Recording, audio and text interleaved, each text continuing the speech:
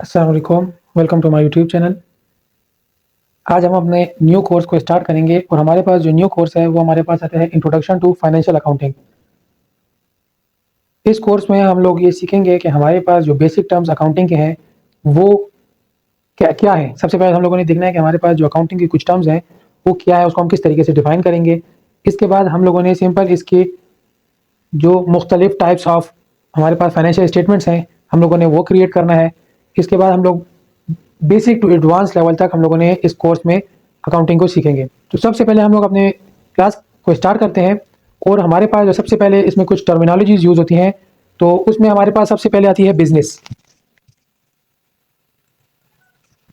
अब यहाँ पर हम लोग देखते हैं कि हमारे पास जो वर्ड है अकाउंटिंग का बिजनेस, ये किस चीज़ को रेफर करता है। ठीक है, तो हम लोगों ने सिंपल बिजनेस को इस तरीके से डिफाइन करते हैं कि any legal activity which is undertaken for the purpose of earning profit is called business. हर वो एक्टिविटी जो इसलिए ली जाए, ठीक है, कि हम लोग उससे प्रॉफिट अर्न कर सके। ठीक है, मतलब हम लोग उससे कुछ भी रिटर्न में हमें उससे प्रॉफिट मिल जाए। नेक्स्ट हमारे पास आती है टर्म ट्रांजैक्शन। अब हमारे पास नेक्स्ट आता है कि ट्रांजैक्शन हमारे पास क्या है। ठीक है, बिजनेस को हम लोगों ने अभी सीख लिया है, अब हम लोग करते हैं कि हमारे पास ट्रांजैक्शन क्या है। ठीक है, ये तब होता है कि जब दो बंदों के दरमियान हमारे पास सिंपल एक्सचेंज ऑफ गुड्स के लिए अगर कोई मुआहिदा हो तो उसको हम लोग ट्रांजैक्शन कहते हैं। हर वो फाइनेंशियल इवेंट, मतलब वो इवेंट जिसमें फाइनेंशियल, मतलब जिसमें हमारे पास कोई भी कैश अवेलेबल हो। ठीक है, जिसमें हमारे पास कोई कैश की एंट्री हो रही हो। ठीक है, कि हमारे पास या वो डेबिट हो रही हो या हमारे पास क्रेडिट हो रही हो, मतलब इंक्रीज हो रही हो या डिक्रीज हो रही हो। ठीक है, तो हमारे पास वो फाइनेंशियल इवेंट को हम लोग कहते हैं ट्रांजैक्शन। नेक्स्ट हमारे पास आता है परचेजेस। अब हम लोगों ने यहाँ पे देखना है कि हमारे पास परचेजेस क्या आते हैं। ठीक है, तो सबसे पहले हम लोगों ने देखना है हमारे पास जो परचेजेस होती हैं कि फॉर एग्जांपल हम लोग इसको अब एग्जांपल के थ्रू समझते हैं कि ये हमारे पास एक बिजनेस है। ठीक है, ये बिजनेस हमारे पास क्या करता है, फर्नीचर का बिजनेस है। अब जब भी ये बिजनेस अपने लिए कोई रॉ मटेरियल खरीदेगा, जब से अब हमें पता है कि फर्नीचर का जो रॉ मटेरियल होगा वो हमारे पास क्या आएगा, वो हमारे पास सिंपल आ जाएगी वुड। अब वुड जो है ये हमारे पास इस बिजनेस के लिए रॉ मटेरियल है। अब परचेजेस को हम लोग इस तरीके से डिफाइन करते हैं कि वो तमाम चीजें जो एक बिजनेस आगे रीसेलिंग पर्पस के लिए खरीदता है तो वो हमारे पास परचेजेस आती है। ठीक है, अब इन केस अगर हमारे पास इस बिजनेस ने कोई ऑफिस यूज के लिए फैन लिया ऑफिस यूज के लिए, तो इसको हम लोगों ने परचेजेस के हेड में रिकॉर्ड नहीं करेंगे। हमारे पास सिंपल आ जाएगा कि परचेजेस, जैसे कि मैंने बताया है, एक बिजनेस वो चीजें खरीदे कि जो आगे रीसेलिंग पर्पस के लिए उसने खरीदी हो। ठीक है, उसको हम लोग कहते हैं परचेजेस। नेक्स्ट हमारे पास आते हैं एसेट्स। अब हम लोगों ने बिजनेस को कर लिया, फिर हम लोगों ने उसके बाद ट्रांजेक्शन देख ली, फिर उसके बाद हम लोगों ने परचेजेस देख ली। अब हम लोग देखते हैं एसेट्स। एसेट्स हमारे पास वो होते हैं बिजनेस के वो तमाम इसासाजात, ठीक है, जिसको वो फ्यूचर में यूज करके उससे अपने बिजनेस को ग्रोथ दे सके या उससे वो अपने बिजनेस से प्रॉफिट ले सके। ठीक है, दोबारा बताता हूं कि एसेट हमारे पास वो होते हैं कि जो वो तमाम इसासाजात एक बिजनेस के, ठीक है, कि जिससे वो फ्यूचर में अपने कोई प्रॉफिट अर्न कर सके, ठीक है, और अपने बिजनेस को ग्रोथ दे सके।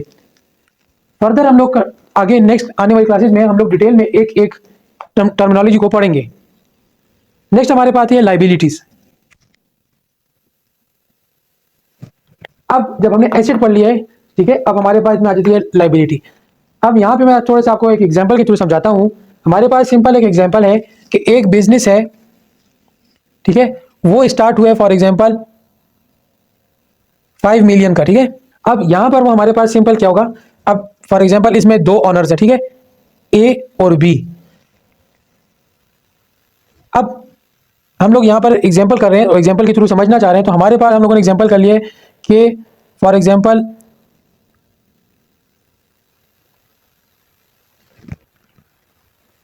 2.5 मिलियन जो है वो ए लेकर आया है। ठीक है, और हमारे पास फॉर एग्जांपल बी जो है, ठीक है, वो बी हमारे पास लेकर आया है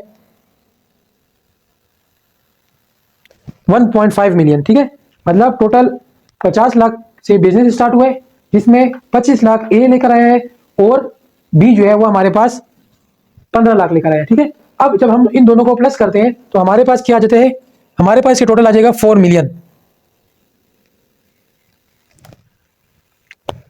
यहां पर इन दोनों ऑनर ने मिलकर सिर्फ इक्विटी फाइनेंसिंग नहीं की है। ठीक है, यहां पर उन लोगों ने साथ में डेट फाइनेंसिंग को भी शामिल कर लिया।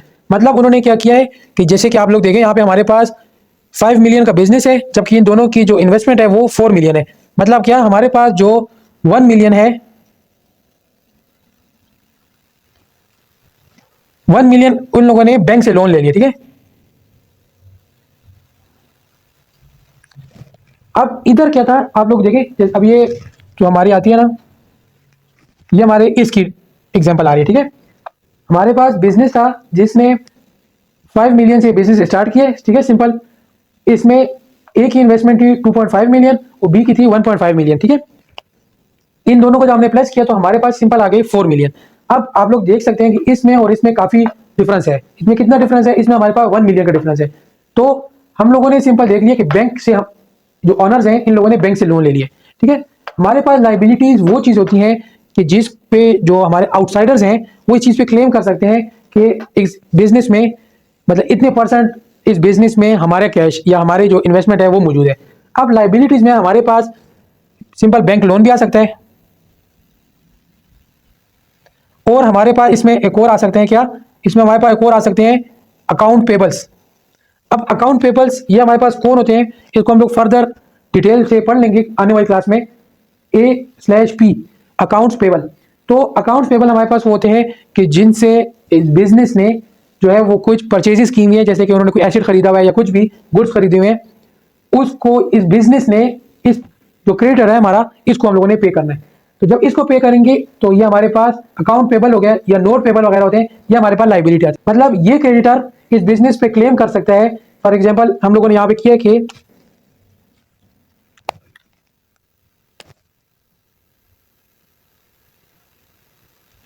फॉर एग्जाम्पल ये कि हम लोगों ने यहाँ पे कोई परचेजेस की थी, ठीक है, वो हमारे पास थी 50,000 की थी, ठीक है।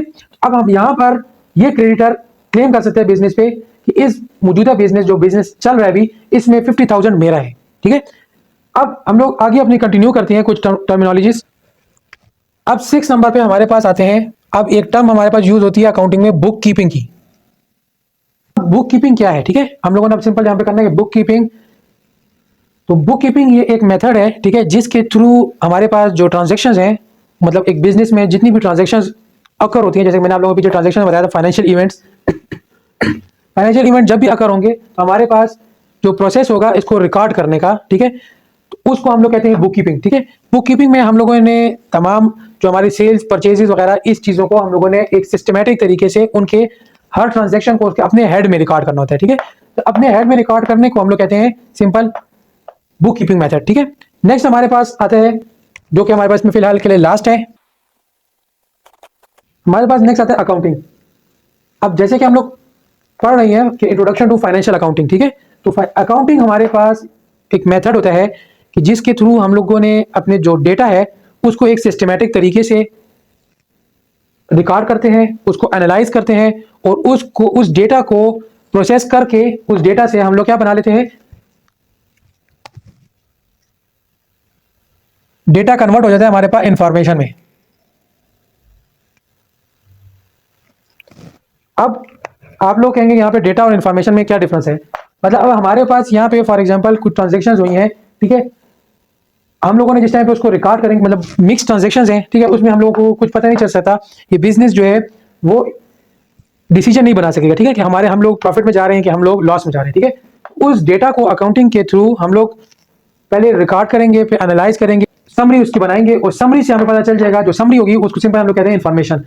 वो इन्फॉर्मेशन हमारे पास बिल्कुल एक स्मूथ जो है वो हमारे पास इसके तरीके से हमारे पास आ जाएगी, ठीक है। तो इन्फॉर्मेशन के थ्रू बिजनेस अपने रिकॉर्ड कर सकता है, मतलब अपने जो डिसीजंस हैं वो डिसीजन मेकिंग में इन्फॉर्मेशन जो है वो उसकी हेल्प कर सकती है। आई होप आप लोगों को इस क्लास की समझ आई होगी।